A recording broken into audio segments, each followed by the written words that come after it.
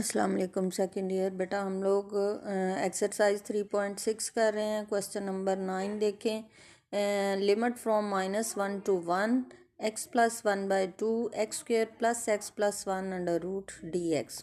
इस फंक्शन को हमने वही तरीका है, अंदर वाले फंक्शन को पहले इंटीग्रेट करना है, फिर हमने लिमिट्स पुट करनी है। ठीक है, अगर हम इसका एलसीएम लें तो हमारे पास x/1 + 1/2 है, 2 एलसीएम और ये आ जाएगा 2x + 1 और ये बन जाएगा x² + x + 1 1/2। इसको थोड़ा सा अरेंज करें, इसको लेफ़्ट साइड पे लिखें, इसको राइट पे लिखें और नीचे वाला 2 जो है वो बाहर ले आएँ। तो हमारे पास बनता है x² + x + 1 1/2। 2x + 1 अंदर रह गया है और 1/2 जो है वो हमने बाहर ले लिया। अब अगर आप देखें तो ये जो अंदर वाली चीज़ है इसका डेरिवेटिव क्या बनता है।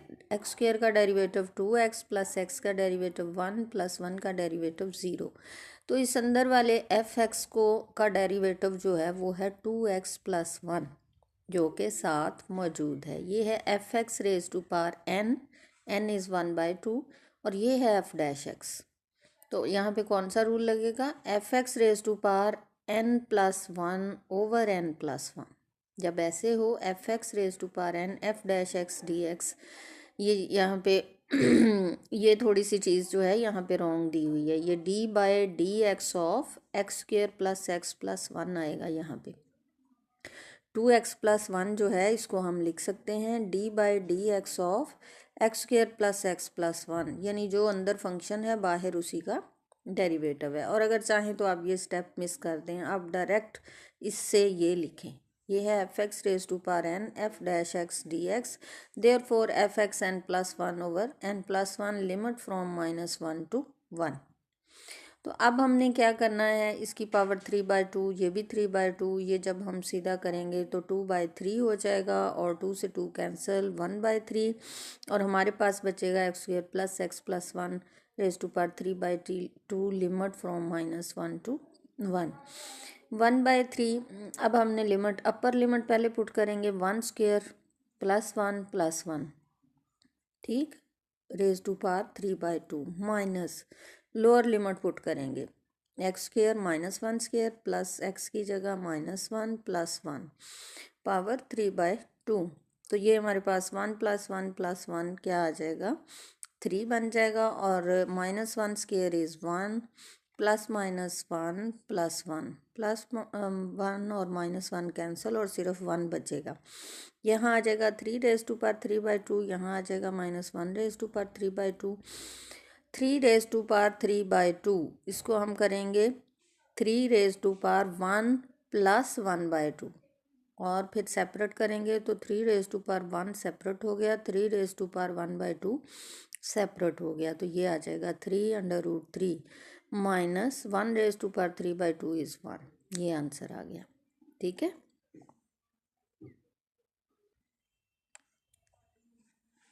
Next second year question number 15 देखें। 0 to π/4 cos theta plus sine theta over cos 2 theta plus 1 d theta, ये हमारा क्वेश्चन है।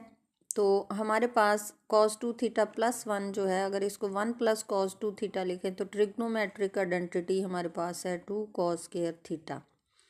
हमारे पास एक ट्रिग्नोमेट्रिक आइडेंटिटी है cos² theta = 1 + cos 2 थीटा/2, sin² theta = 1 - cos 2 थीटा/2।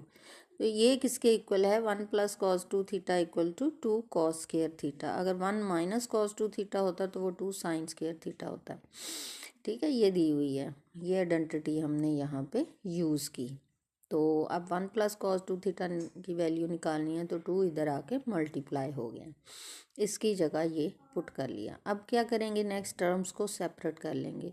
cos theta / 2 cos² theta plus sin थीटा/2 cos² theta, अलग अलग कर ली दोनों टर्म्स।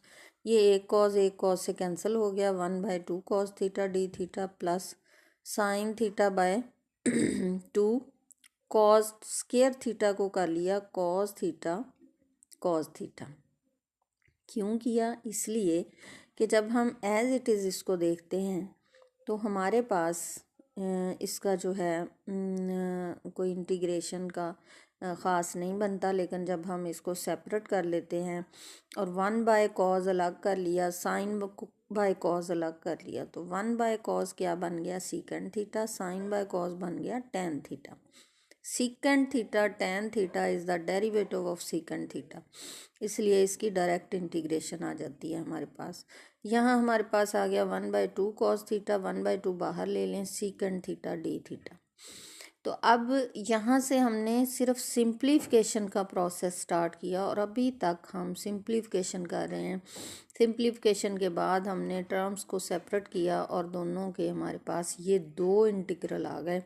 एक है 0 to π/4 सीकेंड थीटा और दूसरा है 0 to π/4 secant theta tan theta. अब इन दोनों की हम इंटीग्रेशन करेंगे जो कि अब काफ़ी आसान है, और उसके बाद हम इसमें लिमिट पुट करेंगे। अब आपको पता है सीकेंड थीटा की इंटीग्रेशन होती है ln secant theta plus tan theta, और सीकेंड थीटा टेन थीटा की डायरेक्ट इंटीग्रेशन होती है सीकेंड थीटा। जी सेकेंड ईयर हमारे पास ये आ गया 1/2 ln secant theta plus tan theta 0 to π/4, पहले इंटीग्रल की इंटीग्रेशन हो गई, प्लस 1/2 secant theta 0 to π/4 secant theta tan theta integral जो था उसकी इंटीग्रेशन आ गई सीकेंड थीटा। अब हमने सिंपली लिमिट पुट करनी है, पहले अपर लिमिट फिर लोअर लिमिट। ये 1/2 साथ है, ln पहले π/4 पुट करेंगे, secant π/4 plus tan π/4 mod minus ln secant 0 plus tan 0, ठीक है, plus 1/2 secant π/4 minus secant 0, 1/2 ln secant π/4 क्या है, इसकी वैल्यू हमारे पास आएगी √2 प्लस टेन π/4 की वैल्यू है 1, minus ln secant 0 is 1 plus tan 0 is 0, plus 1/2 secant π/4 is √2 minus secant 0 is 1। तो हमारे पास आ गया 1/2 ln √2 plus 1 mod minus ln 1 is 0 plus 1/2 √2 minus 1, 1/2 ln √2 plus 1 plus इसको 1/2 यहाँ से और यहाँ से दोनों से हमने कॉमन ले लिया, दोनों टर्म से 1/2 कॉमन ले लिया और ये ब्रैकेट क्लोज कर रही है। तो अंदर रह गया ln √2 प्लस 1 प्लस √2 माइनस 1। ये हमारा आंसर है क्वेश्चन नंबर 15 का।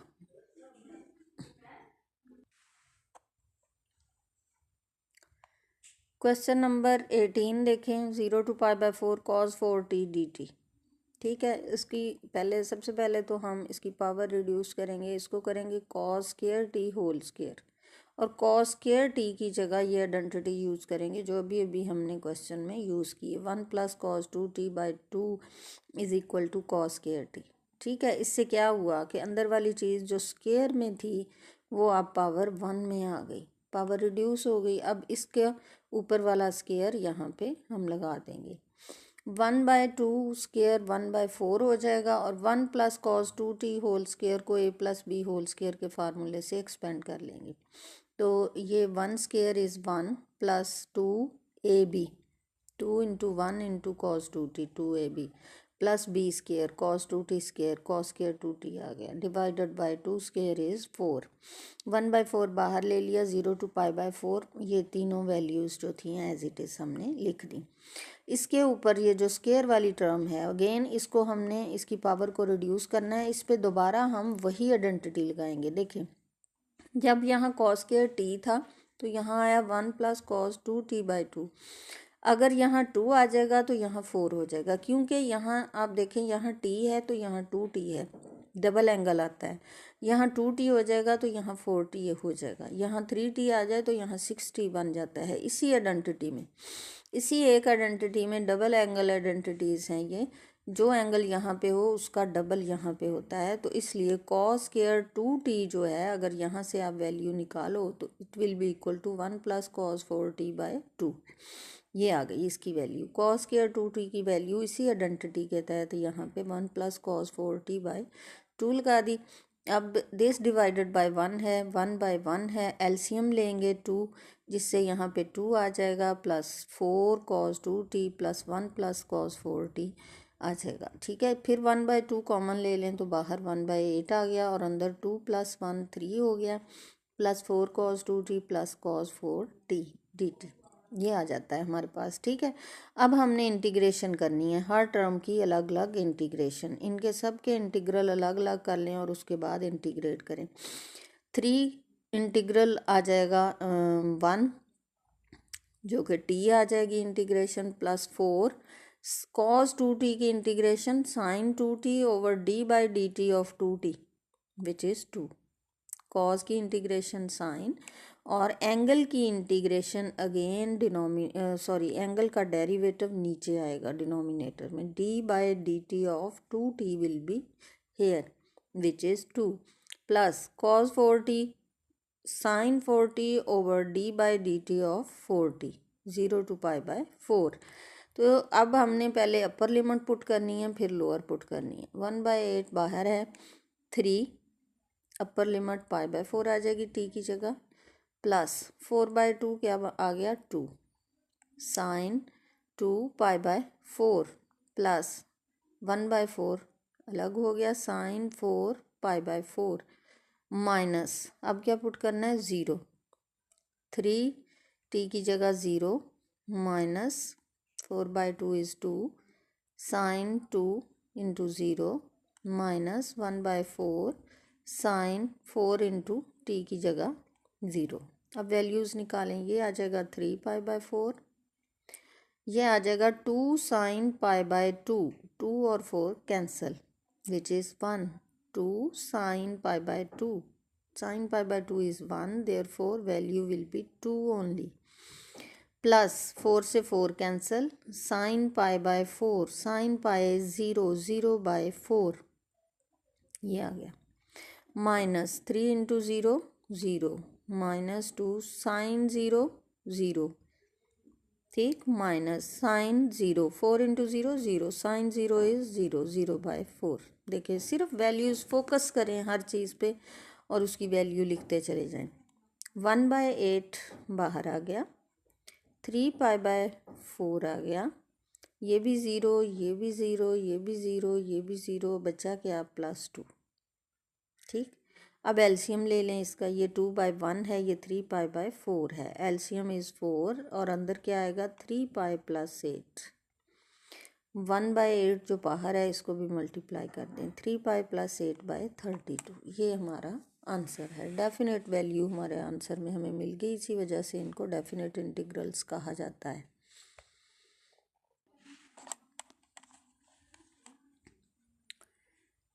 π/6 to π/2 cos x dx over sin x 2 + sin x। ठीक है, ये थोड़ा सा मुख्तलिफ क्वेश्चन है, इसमें हम क्या करेंगे, हम साइन एक्स को अगर t पुट करते हैं, put t equal to sine x, dt/dx will be cos x and dt will be equal to cos x dx। cos x dx की जगह dt आ गया, साइन x की जगह t आ गया, 2 + साइन x की जगह t आ गया। ठीक है, एक चीज़ तो ये इंटीग्रल हमारा बन गया dt over t into 2 + t। लेकिन जब हम सब्स्टिट्यूशन करते हैं लिमिट वाले क्वेश्चन में हमारी लिमिट्स भी चेंज होती हैं। अब हम नया वेरिएबल t पुट कर रहे हैं, पहला वेरिएबल x है, ये x की वैल्यूज़ हैं, अब ये भी t में जाएंगी, x इक्वल टू π/6 है और x इक्वल टू π/2 है, जो वेरिएबल ऑफ इंटीग्रेशन हो उसी की ये वैल्यूज़ होती हैं। अब यहाँ पे जब हम x इक्वल टू π/6 पुट करेंगे तो t equal to sine π/6 sine 30 equal to 1/2 आ गया। अब जब हमारा सारा क्वेश्चन t में कन्वर्ट हो जाएगा तो हमारी लिमिट्स भी t में कन्वर्ट हो जाएंगी। ठीक है, ये क्या है, ये x वैल्यूज़ हैं और ये जो नई हम निकाल रहे हैं ये t वैल्यूज़ हैं। देखें, व्हेन x इक्वल टू π/6 यहाँ पुट करें, t आ गया 1/2, when x equal to π/2 t equal to sine π/2 which is 1। ये यहाँ इसमें पुट करने से आई हैं ये t की वैल्यूज़। कहाँ पुट करना है, जहाँ t की पहली वैल्यू सपोज की t equal to sine x, यहाँ x की वैल्यूज़ आपने पुट करनी है, तो यहाँ से आपको t मिलता जाएगा, एक t मिला 1/2, दूसरा t 1, तो जहाँ x π/6 था वहाँ t 1/2 लिख दें, जहाँ x π/2 था वहाँ t 1 लिख दें। अंदर सारा इंटीग्रल ऑलरेडी मैं बता चुकी हूँ आपको। कॉज एक्स डी एक्स की जगह डी टी आ गया, साइन एक्स जहाँ जहाँ था वहाँ टी आ गया। ये बन गया हमारा नया इंटीग्रल। अब इसको हमने इंटीग्रेट करना है, तो नीचे वाली चीज़ को अगर आप देखें 1/t 2+t, ये दो लीनियर फैक्टर हैं, इसको हम by partial fraction sum of two fractions में कन्वर्ट करेंगे। ये सारा प्रोसेस आप लोग खुद करें, अब मैं बार बार बता चुकी हूँ पार्शियल फ्रैक्शन। और जब आप इसका मुकम्मल पार्शियल फ्रैक्शन कर लोगे तो आपके पास इसकी वैल्यू आ गई 1/t 2+t इक्वल टू आ गया 1/2/t plus minus 1/t 1/2/2+t। तो अब integral of this from 1/2 to 1 both side पे इंटीग्रल ले लिए। अब यहाँ भी ले लिया, यहाँ भी ले लिया, यहाँ भी ले लिया integral with limit 1/2 to 1। 1/2 minus 1/2 constant है, बाहर आ जाएंगे। अंदर 1/t आ गया और 1/2+t आ गया। 1/t integration ln t, 1/2+t integration ln 2+t। Limit 1/2 to 1, 1/2 to 1, दोनों साइड्स पे हमने लिमिट्स लगा दी।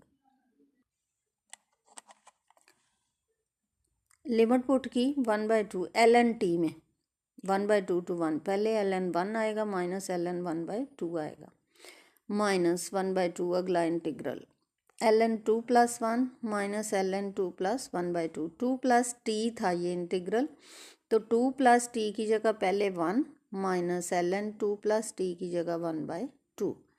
अब इनको सिंप्लीफाई कर लें। ln 1 0 होता है, ln 1/2 एज इट इज़ आ गया, माइनस 1/2 ln 2+1 ln 3 हो गया, माइनस ln 2+1/2 ln 5/2 हो गया। ठीक है, अब 1/2 माइनस ln 1/2 माइनस 1/2 ln 3। ठीक है, ये 1/2 ये भी और ये भी दोनों अब बाहर ले लिए, ये कॉमन ले लिया है। दोनों टर्म में जो 1/2 था वो दोनों से बाहर ले लिया। इसका आंसर आ गया माइनस ln 1/2, इसका आ गया ln 3, इसका आ गया ln 5/2। लेकिन ये बाहर माइनस था इसलिए माइनस ln 3 हो गया, माइनस माइनस प्लस ln 5/2 हो गया। ठीक है, तो अब हमने क्या करना है नेक्स्ट, अगर हम इसको करें ln 5/2 है, ये प्लस का है, ये दोनों माइनस के हैं, ये नीचे आ गए। लॉग की ये प्रॉपर्टी है कि ये जो डिवीजन सब्ट्रैक्शन होती है ये डिवीजन में बदल जाती है और जो सम होता है वो प्रोडक्ट में बदल जाता है। ये हमारे पास एक तरह से हो गया ln 5/2 माइनस, अगर कॉमन ले लो तो अंदर आता है ln 1/2 प्लस ln 3। यहाँ क्या आ जाएगा, माइनस कॉमन लेने से ln 1/2 प्लस ln 3, जो कि एक लॉग के साथ हम कर लेंगे ln 1/2 मल्टीप्लाई बाय 3, क्योंकि ये दोनों प्लस की हो जाएंगी जब माइनस कॉमन निकालेंगे। बाहर माइनस आ जाएगा, अंदर आ जाएगा ln 1/2 मल्टीप्लाई बाय 3। अब ये एक टर्म हो जाएगी माइनस ln 1/2 मल्टीप्लाई बाय 3 यानी 3/2, ln 3/2 विद नेगेटिव साइन और ln 5/2 विद पॉजिटिव साइन। अब ये प्लस की है, ये माइनस की है, अब डिवाइड करेंगे। माइनस जो है वो डिवीजन में बदलती है, प्लस जो है वो प्रोडक्ट में बदलता है। यहाँ से जब माइनस लिया कॉमन तो ln 1/2 प्लस ln 3 था, जिसको हमने प्रोडक्ट बना दिया ln 1/2 मल्टीप्लाई बाय 3 और जो बन गया ln 3/2। अब हमारा एक माइनस किया एक प्लस किया, अब हम करेंगे ln 5/2 डिवाइडेड बाय 3/2। ये जो माइनस वाला है ये डिवीजन में आ जाएगा। ठीक है, ये लॉग की प्रॉपर्टी है। अब इन दोनों को हम सिंप्लीफाई करेंगे, ये 5/2 डिवाइडेड बाय 3/2, इसको जब मल्टीप्लाई करेंगे ये 2/3 हो जाएगा, 2 से 2 कैंसिल होके 5/3 बचेगा और आंसर आएगा 1/2 ln 5/3। ठीक है, ये चीज़ अच्छे तरीके से यहाँ से आप लोगों ने अंडरस्टैंड कर लेनी है। लॉग की प्रॉपर्टी यहाँ यूज़ हुई है, जब सम ऑफ टू लॉग टर्म्स हो तो उसको एक ln लगा लेते हैं और दोनों नंबर्स को मल्टीप्लाई कर देते हैं। जब difference of two log terms हो तो एक लॉग लगाते हैं और दोनों टर्म्स को डिवाइड कर देते हैं। ये वाली प्रॉपर्टी यहाँ यूज़ की गई है।